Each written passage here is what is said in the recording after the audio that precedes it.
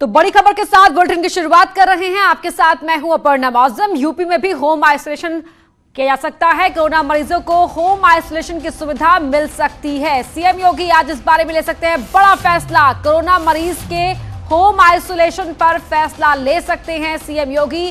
CM ने अफसरों को कार्य योजना तैयार करने को कहा है, प्लान ऑफ एक्शन तैयार करने को कहा है सीएम ने इस बारे में। और इसके बाद इस रिपोर्ट के मिलने के बाद बड़ा फैसला मुख्यमंत्री योगी ले सकते हैं। और क्या वो मरीज जो असिम्प्टोमेटिक है, यानी कि जिनमें कोई लक्षण नहीं है और जिनके घर में इस तरह की सुविधा है कि वो घर में अलग रह सकते हैं बाकी परिवार सदस्यों से, तो ऐसे में होम आइसोलेशन पर सरकार विचार कर रही है और आज मुख्यमंत्री एक बड़ा फैसला ले सकते हैं। अनामिका हमारे सहयोगी लाइव जुड़ रही हैं हमारे साथ। अनामिका, कितना महत्वपूर्ण रह सकता है ये फैसला अगर प्रदेश की व्यवस्था की बात की जाए, मरीजों के आंकड़ों की बात की जाए तो?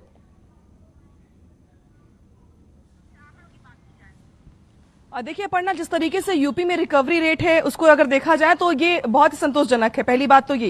लेकिन हाँ, दूसरी बात ये भी कि लगातार केसेस बढ़ रहे हैं उत्तर प्रदेश में। अगर लखनऊ की ही बात की जाए तो लखनऊ में ही 4 जो थाना क्षेत्र हैं उनमें पूर्णतः लॉकडाउन कर दिया गया है। यानी कि इशारा ये है कि आने वाले दिनों में जिस तरीके से मानसून चल रहा है, बारिश हो रही है, संक्रमण का जो खतरा है वो ज्यादा बढ़ गया है।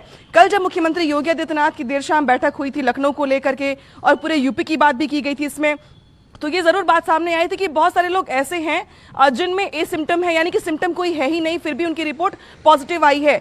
ऐसे लोग चाहते भी हैं कि उन्हें होम आइसोलेट कर दिया जाए, क्योंकि बहुत सारे लोग ऐसे हैं जो हॉस्पिटल जाने से कतरा रहे हैं या फिर जिस तरीके से वहाँ पे ट्रीटमेंट दिया जा रहा है या उन्हें लग रहा है कि उन्हें कोई परेशानी नहीं है, दिक्कत नहीं है, तो उनका इलाज घर में भी हो सकता है। बहुत सारे ऐसे लोग थे जिन्होंने पहले भी ये डिमांड की थी, लेकिन अब तक ये कोई नियम में नहीं था, इसलिए उन्हें हॉस्पिटल में शिफ्ट किया गया। लेकिन कल मुख्यमंत्री योगी आदित्यनाथ ने कल इस बात को लेकर अधिकारियों से चर्चा की और ये कहा कि अगर ऐसा संभव है तो इसको लेकर के तैयारी की जाए और जो कार्य योजना है वो उन्होंने बनाने के लिए बोला है। हालांकि मेडिकल टर्म में क्या नियम, क्या शर्तें होंगी ये भी देखना होगा, क्योंकि दिल्ली की अगर बात की जाए तो वहां पर जो नियम है वो अलग है। अगर यूपी की बात की जाए तो यहाँ पर भी नियम बिल्कुल अलग हो सकते हैं। यानी कि अगर आपके पास अलग कमरा है, अगर आपके पास उससे अटैच लैट्रिन बाथरूम है या उसके बाद अलग आपके जो फैमिली मेंबर्स उनके लिए अलग व्यवस्था है, तो बहुत सारे नियम शर्तों के साथ ये छूट मिल सकती है। हालांकि ये पूरा का पूरा दारोमदार जो है वो मुख्यमंत्री है, क्योंकि इसको लेकर के रणनीति अभी बनानी तय है और बनाने की बात की जा रही है।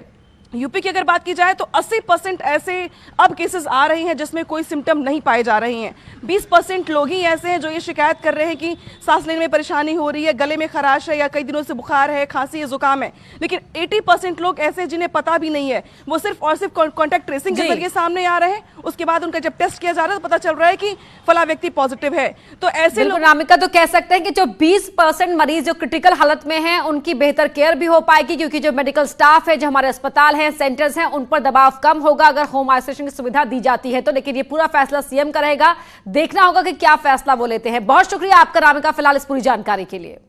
कोरोना से निपटने की तैयारी की अगर बात की जाए तो राजधानी लखनऊ के 4 थाना क्षेत्रों में आज से कई तरह की रोक लागू है। गाजीपुर इंदिरा नगर थाना क्षेत्र में प्रतिबंध है, सरोजनी नगर आशियाना थाना क्षेत्र में भी प्रतिबंध है। कोरोना के ज्यादा मरीज आने की वजह से ये प्रतिबंध लगाया गया है।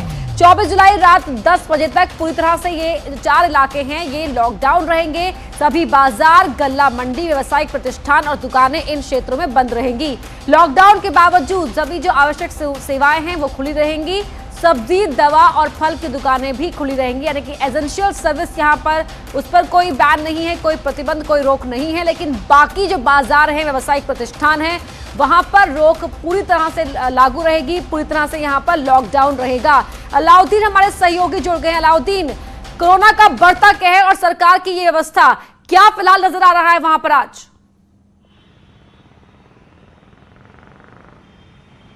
देखिए, जो राजधानी लखनऊ है उसके 4 थाना क्षेत्रों में लॉकडाउन जैसी पोजीशन बनाई गई है।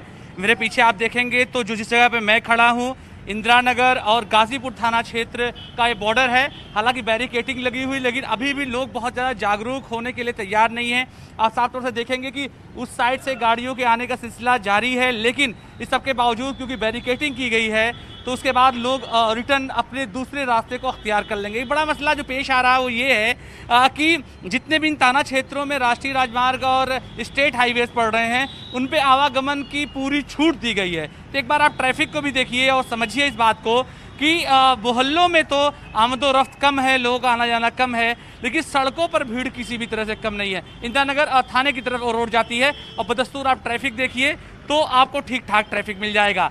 बैरिकेटिंग की गई है, लोगों को समझाने बुझाने की बातचीत कही जा रही है, लेकिन जो हालात हैं वो कहीं ना कहीं से कई तरह से चैलेंजेस है। ऐसे ही सरोजिनी नगर जो क्षेत्र है उस पर नेशनल हाईवे जो कानपुर की तरफ रोड जाता है वो रोड पड़ता है। आशियाना का जो क्षेत्र है उस पर एयरपोर्ट का जो क्षेत्र है या रास्ता है वो रास्ता जाता है। तो ऐसे में एक मुकम्मल रोड मैप बनाए जाने की सख्त ज़रूरत है, क्योंकि कुछ चीज़ें तो अमल में आ रही हैं लेकिन कुछ चीज़ें अमल में नहीं आ रही हैं। हालांकि इस तरह की बैरिकेटिंग और इस तरह की बंद दुकानें, मेरे दाईं तरफ अगर पैन करेंगी, दुकानों पे तो असर पूरी तरह से है। एसेंशियल सर्विसेज सिर्फ चालू हैं, लेकिन लोगों को आने जाने का जो सिलसिला है वो कहीं से नहीं थम रहा है और बिल्कुल बेपरवाह बेअंदाज तरीके से लोग सड़कों पर चल रहे हैं। तो ऐसे में कवायद ज़मीन पर ज़रूर की जाती हुई नज़र आ रही है, लेकिन लोगों की तरफ से बहुत ज़्यादा सहयोग नहीं नज़र आ रहा है।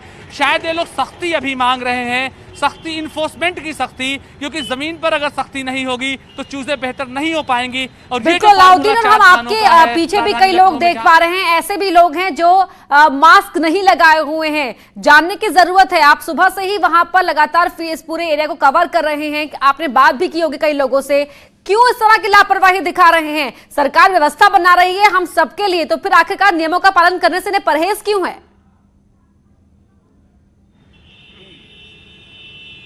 देखिए, एक चीज़ तो ये कि जो पूरा जो है 4 थानों में जो रूल रेगुलेशन लगाया गया, स्थानीय स्तर पर इन्फोर्समेंट जो एजेंसियां हैं अभी जो है बहुत ज़्यादा दिखाई नहीं दे रही। हालांकि टीमें बनाई गई हैं, चाहे वो ज़िला प्रशासन की टीम हो या पुलिस के लोगों की टीम हो, उनकी जो है आमदोरफ्त अभी बहुत ज़्यादा नहीं देखी जा रही है। खासतौर से इन्फोर्समेंट के लिए जो पुलिस के लोगों को जिम्मेदारी दी गई है 112 की, या फिर जो तमाम गाड़ियां जो मूवमेंट में रहती हैं, वो तमाम चीज़ें भी बहुत ज़्यादा सड़कों पर दिखाई नहीं दे रही। बिल्कुल, बहुत शुक्रिया अलाउद्दीन आपका इस पूरी जानकारी के लिए। और बड़ी खबर आपको बता दें, देश भर में अगर कोरोना मामलों की अपडेट की बात की जाए तो कोरोना के मरीज 11 लाख के पार हो चुके हैं। देश भर में 24 घंटे में 40,000 से ज्यादा मामले सामने आए हैं। एक दिन में सबसे ज्यादा ये मामले रिपोर्ट किए गए। 24 घंटे में 681 मरीजों की कोविड-19 की वजह से मौत भी हुई है। बड़ी खबर आपको बता रहे हैं, 11 लाख के पार जा चुके हैं कोरोना मरीजों के मामले देश भर के आंकड़ों की अगर बात की जाए तो, और 24 घंटे में 40,000 से ज्यादा केसेस सामने आ चुके हैं। एक दिन में ये जो आंकड़ा है सबसे ज्यादा कोरोना पेशेंट्स का सामने आया है। 24 घंटे में 681 मरीजों की कोरोना से मौत भी हो गई है। प्रीति हमारी सहयोगी जुड़ गई है हमारे साथ। प्रीति, 11 लाख का आंकड़ा पार कर चुका है कोरोना देश भर की अगर बात की जाए तो। बिल्कुल अपर्णा, ये जो आंकड़ा है ये जरूर बहुत ज्यादा डराने वाला है, क्योंकि आज जो पिछले 24 घंटे में जो आंकड़े आए हैं उनकी अगर मैं बात करूं तो 681 जो डेथ है वो पिछले 24 घंटे में हुई है, और 40,000 का जो आंकड़ा है वो पिछले 24 घंटे में हुए हैं। यानी कि 24 घंटे में 40,000 का आंकड़ा कोविड मरीजों का पार हो गया है। और कुल अगर मैं बात करूं तो 11 लाख का आंकड़ा पार हो गया है। लेकिन इसमें एक अच्छी बात यह है कि जो रिकवरी रेट है हमारे देश का वो बढ़ रहा है। 63% हमारे देश का रिकवरी रेट है। यानी कि अगर मैं कुल बात करूं तो अभी जो हमारे देश में कुल एक्टिव केस हैं, मतलब टोटल 11 लाख केस हैं, लेकिन जो कुल एक्टिव केस हैं वो 3,90,459 हैं। और जो ठीक हुए मरीज हैं, मतलब जो रिकवर हुए जो मरीज हैं वो 7 लाख के लमसम है। यानी कि एक्टिव केसों की जो संख्या है वो रिकवरी केसों से ज्यादा है। यानी कि रिकवरी जो केस होने हैं वो ज्यादा हैं और एक्टिव केस कम है। तो ये एक अच्छी बात है। लेकिन जिस तरीके से, जिस स्पीड से ये आंकड़ा दिन ब दिन बढ़ता जा रहा है वो एक बिल्कुल, तो वो बताता है कि हमें एहतियात बरतने की आवश्यकता है। लगातार सोशल डिस्टेंसिंग के जो नियम हैं उनका पालन करने की आवश्यकता है। बहुत शुक्रिया प्रीति आपका इस जानकारी के लिए। तो आंकड़े भले ही ये बता रहे हैं कि मामले बढ़ रहे हैं, लेकिन अच्छी बात यह है कि रिकवरी रेट भी उतनी तेजी के साथ बढ़ रहा है। बढ़ते आगे, गैंगस्टर विकास दुबे की पोस्टमार्टम रिपोर्ट आ चुकी है। रिपोर्ट में खुलासा हुआ है कि विकास दुबे के शरीर में 3 गोलियां आर पार हुई थी। दाहिने कंधे से 1 गोली आर पार हुई थी, सीने में बाईं ओर से 2 गोलियां आर पार हुई थी। विकास दुबे के शरीर पर 10 जख्म मिले हैं। 6 जख्म गोलियों के हैं, जिनमें एंट्री और एग्जिट पॉइंट मिले हैं। गोलियां कितनी दूर से मारी गई इसका खुलासा नहीं हुआ है, लेकिन महत्वपूर्ण जानकारी इस रिपोर्ट के जरिए सामने आई है कि सीने में बाईं ओर से 2 गोलियां आर पार हुई थी और दाहिने कंधे से 1 गोली आर पार हुई थी। तो विकास दुबे के शरीर में 3 गोलियां आर पार हुई थी। तो 6 जख्म गोलियां लगने से बने हैं, जिनमें एंट्री और एग्जिट पॉइंट है। और गोलियां कितनी दूरी से मारी गई इसका खुलासा नहीं हो पाया है, लेकिन एक बात इस पोस्टमार्टम रिपोर्ट के बाद साफ हो जाती है कि जिस वक्त विकास दुबे ने भागने की कोशिश की थी और पुलिस ने उसको रोकने के लिए फायरिंग की, तो विकास दुबे ने भी पुलिस से ऊपर फायरिंग की थी, पुलिस के ऊपर हमला किया था।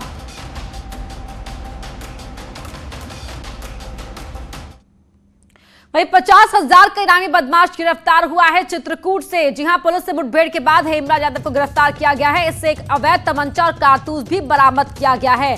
डबल मर्डर के केस में 14 साल से ये फरार चल रहा था। एक अवैध तमंचे और कारतूस के साथ इस इनामी को गिरफ्तार किया गया है, जिस पर 50,000 का इनाम घोषित किया गया था। चित्रकूट से इसकी गिरफ्तारी हुई है। मुठभेड़ में हेमराज यादव नाम के इस बदमाश को पुलिस ने धर दबोचा। तो डबल मर्डर मामले में 14 साल से ये फरार चल रहा था और इसकी गिरफ्तारी हुई है। मुठभेड़ के बाद इसे गिरफ्तार किया गया है। इसके पास से एक अवैध तमंचा और कारतूस भी मिले हैं। चित्रकूट से हमारे संवाददाता अखिलेश सोनकर जुड़ गए हैं। अखिलेश, बड़ी कामयाबी पुलिस के लिए यहाँ। जी बता दें कि बिल्कुल ये चित्रकूट पुलिस के लिए बड़ी कामयाबी है, क्योंकि 14 साल से यह आरोपी फरार रहा था और इसने डबल मर्डर किया था। बाद से कोर्ट में हाजिर नहीं हुआ, जिस पर चित्रकूट पुलिस ने 50,000 का इनाम घोषित कर रखा था। जी बहुत शुक्रिया आपका इस जानकारी के लिए।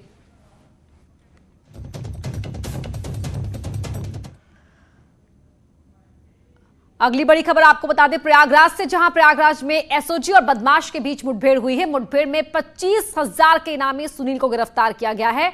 डकैती के मामले में सुनील वांटेड था।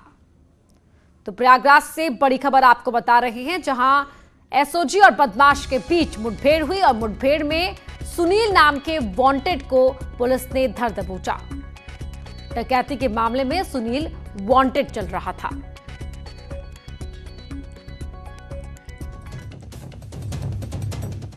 नोएडा पुलिस का ऑपरेशन क्लीन भी लगातार जारी है। ग्रेटर नोएडा के फेस 3 थाना पुलिस बदमाशों पर काल बनकर टूट रही है। देर रात एक बार पुलिस और बदमाशों के बीच मुठभेड़ हुई। मुठभेड़ के दौरान यूनुस मलिक नाम का बदमाश गोली लगने से जख्मी हो गया, जबकि उसका एक साथी फरार हो गया। पकड़े गए बदमाश यूनुस पर 1 दर्जन से ज्यादा मुकदमे चल रहे हैं। घायल बदमाश को जिला अस्पताल में भर्ती कराया गया है। बदमाश से एक मोटरसाइकिल और तमंचा बरामद किया गया है, तो वहीं फरार बदमाश की तलाश पुलिस कर रही है। यूपी पुलिस का ऑपरेशन क्लीन लगातार जारी है। ग्रेटर नोएडा के फेस 3 में इस मुठभेड़ में इस बदमाश को धर दबोचा गया। तस्वीरों में आप देख सकते हैं उसके पैर में गोली लगी है। अगली खबर कासगंज से आपको बता दें, जहां 2 पक्षों में जमकर मारपीट हुई और फायरिंग में एक पक्ष के 2 लोग घायल हो गए। पुलिस ने दोनों को अस्पताल में भर्ती कराया है। वारदात के बाद आरोपी पक्ष के लोग फरार हो गए। आरोपियों की तलाश पुलिस कर रही है। तो कासगंज में 2 पक्षों में जमकर मारपीट और फायरिंग हुई। फायरिंग में एक पक्ष के 2 लोग जख्मी हो गए।